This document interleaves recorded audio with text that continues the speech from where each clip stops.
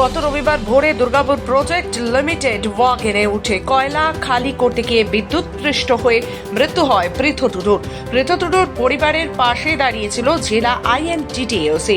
সেই মোতাবেক মৃত পৃথ টুডুর ক্রিয়াকর্মের জন্য তৎক্ষণাৎ 50,000 টাকা দেওয়া হয়। আজ দুর্গাপুর প্রজেক্ট লিমিটেডের টাউনশিপ স্টেট অফিসে মৃত পৃথ টুডুর পরিবারকে 13 লক্ষ টাকা চেক প্রদান করা হলো। পরবর্তীতে পৃথ টুডুর মেয়েকে খুব শীঘ্রই কাজ দেবার আশ্বাস দেয় দুর্গাপুর প্রজেক্ট লিমিটেডের কর্তৃপক্ষ।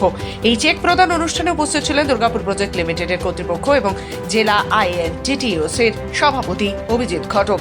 এছাড়া উপস্থিত ছিলেন দুর্গাপুর পৌরসভার বোর্ড অব অ্যাডমিনিস্ট্রেটর সদস্য দীপঙ্কর লাহা ও দুর্গাপুর প্রজেক্ট লিমিটেড আইএনটিটিওসি শ্রমিক সংগঠনের সেক্রেটারি মৈনাক মজুমদার। আমাদের নেত্রী এবং মাননীয় মুখ্যমন্ত্রী মমতা বন্দ্যোপাধ্যায় তার নির্দেশে আমাদের ইউনিয়ন কিন্তু সবসময় শ্রমিকদের সঙ্গে এবং শ্রমিকদের পাশে থাকে।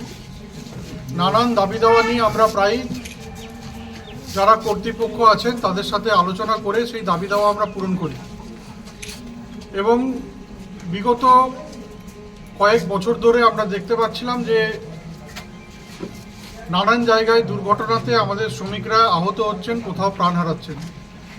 তাই সেই হিসাবে আমরা এই জেলায় আমরা সেই সব কর্তৃপক্ষের সাথে কথা বলে তাদেরকে ন্যায্য কম্পেনসেশন দেওয়ার ব্যবস্থা করি।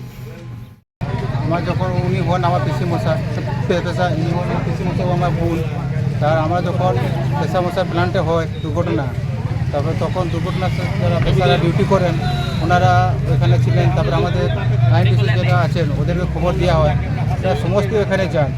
সমস্ত এখানে গিয়ে পেটে একটু আমাদের যেটা দাবি হয় স্যার ওইটা লেখা হলো।